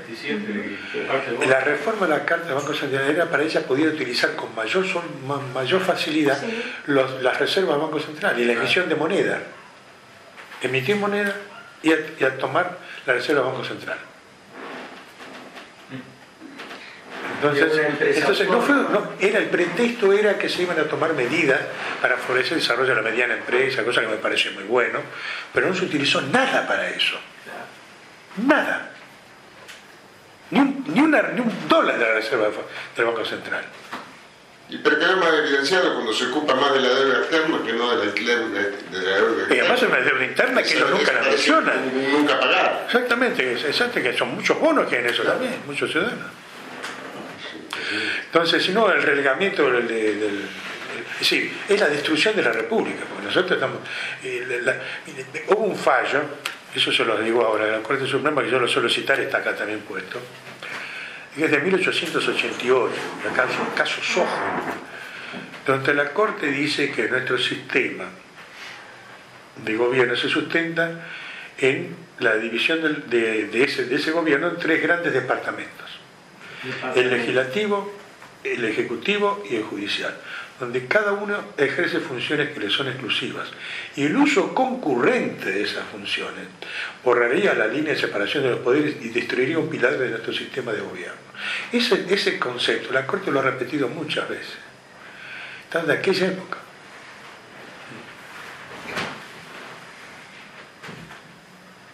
Así que imagínense ustedes. No, perdón. Me estoy equivocando. Ese fallo que les dije es de 1863, uno de los primeros fallos de la Corte Suprema de Justicia instalado por Bartolomé Mitre. Lo del caso Sojo es otra cosa. Da un concepto de constitución que es excelente. Yo se lo enseño siempre a los alumnos. Y el fallo Sojo ese es de 1888. Dice allí que la Constitución es el arca sagrada de nuestras libertades y garantías, cuya conservación inviolable debe ser el objeto primordial de las leyes, la condición la condición esencial de los fallos. Objeto primordial de la ley, la condición esencial de los fallos. Cuya conservación inviolable debe ser el objeto primordial de la ley, la conservación y la condición esencial de la ley y la condición esencial también de los fallos. Es el arca sagrada de nuestra libertad y garantía, cuya conservación inviolable es el objeto esencial de las leyes y de la sentencia de los jueces. Es muy interesante. Eran jueces muy importantes, que decían cosas muy serias. Como el manifiesto que dijo la Asamblea Constituyente de 1853, que dirigió el 7 de marzo de 1854, ya concluida la elección, fue elegido justo Urquiza presidente, había cumplido su cometido y dirigió un manifiesto al pueblo de la República, que termina con un final que a lo mejor ustedes lo oyeron alguna vez, pero pocas veces saben. Está en el Congreso, en la puerta izquierda. Exactamente. Los pueblos significan postrándose ante la ley, porque así se libran de arrodillarse ante los tiranos. Sí. Lo tengo fotografiado. Sí. Ese es párrafo final, Sí, de un manifiesto al pueblo que no es maravilloso. muy extenso. Precioso. Y que dice otra cosa también. Los pueblos argentinos están destinados por la providencia a ser felices bajo la sola condición en que vivan en paz y sometidos a la ley. Sí, sí. Sí, sí.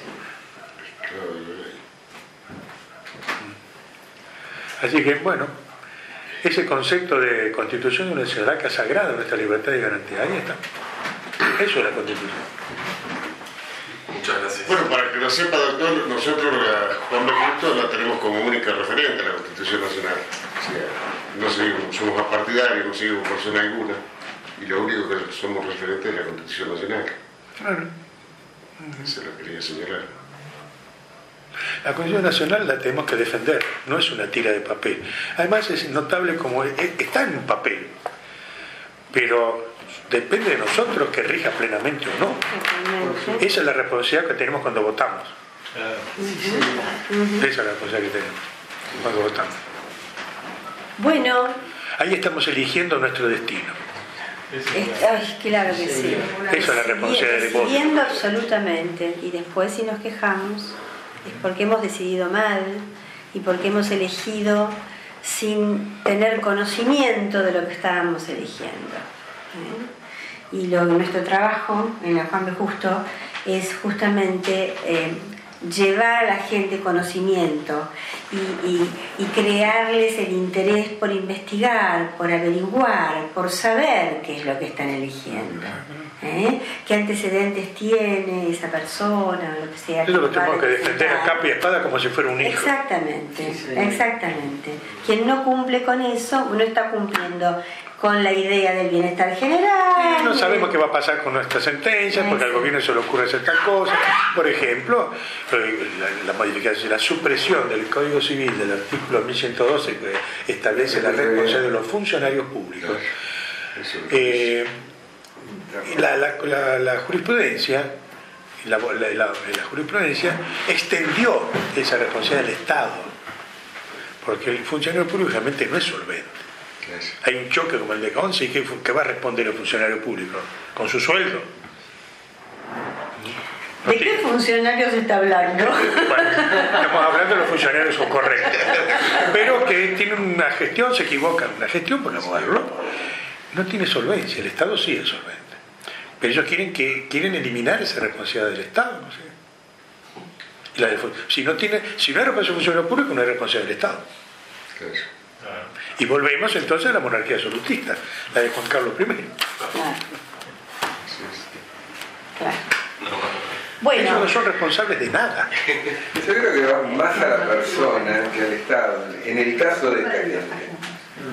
En el caso de esta gente, les interesan más ellos propios que el Estado, me parece, porque son todos muy solventes.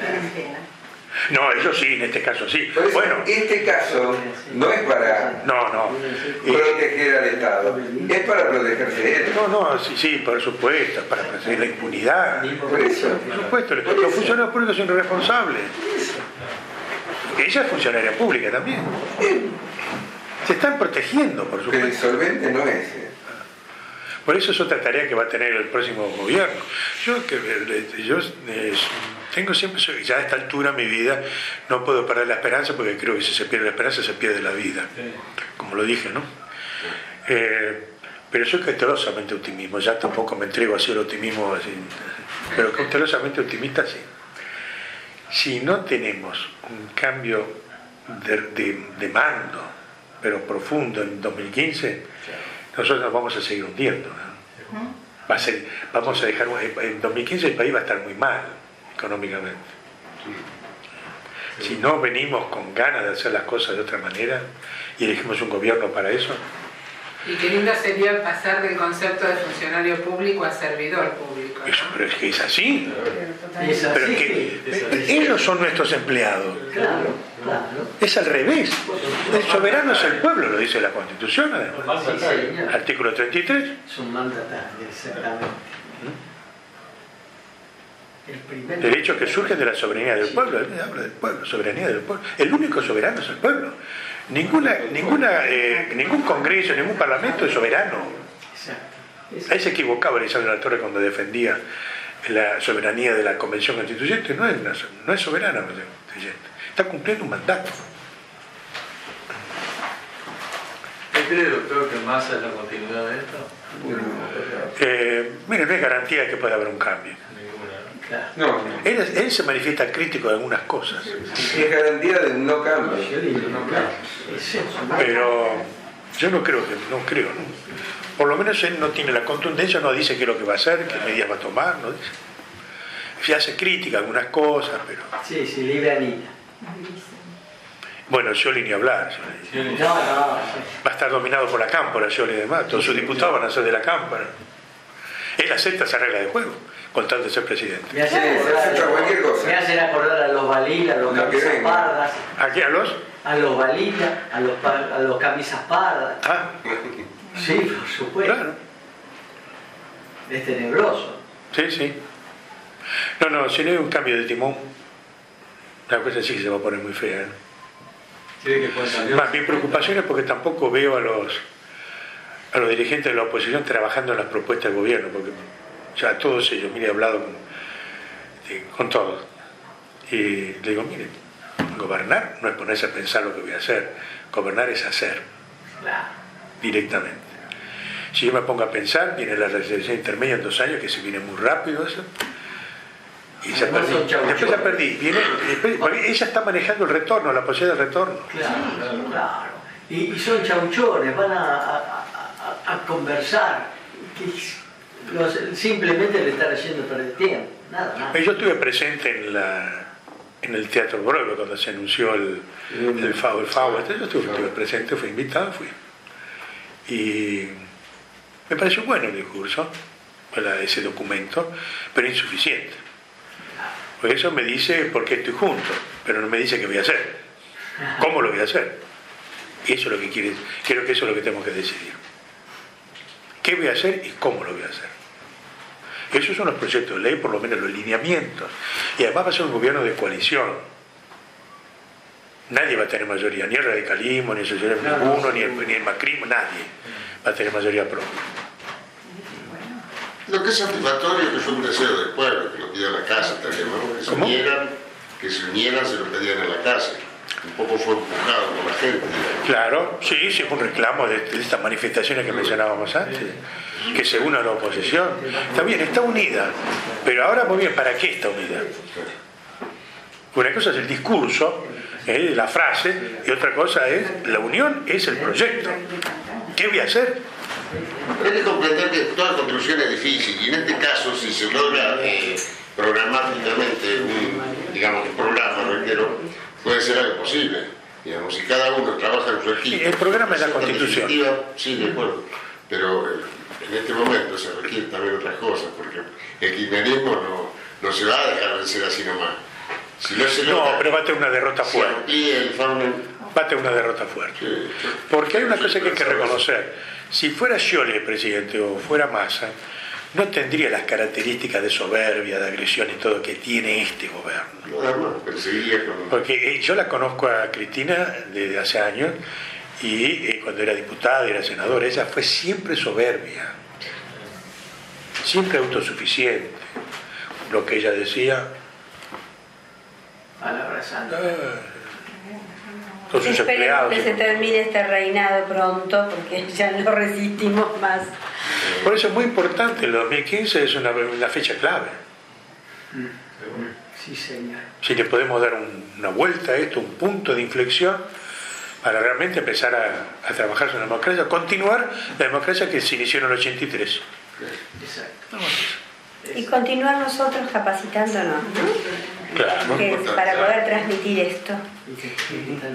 El próximo miércoles, Va a hablar usted, ¿no? sí, con el ingeniero Santa Clara, vamos a hablar sobre Alberdi, vamos a analizar un poco su vida y sus características y todo lo que él nos ha aportado. Y en la semana siguiente cerramos el ciclo de la Constitución. Ahí iba a hablar del avasallamiento. Y ahí iba a hablar de la violación a la Constitución permanente, una constante en nuestra vida, ¿no?, ciudadana. Así que gracias por estar hoy. Los invitamos a comer empanaditas si tienen ganas, ahora. Y, están frías. Bueno, les puedo dar un golpecito de horno con muchísimo gusto. Y nos volvemos a ver. Gracias a todos.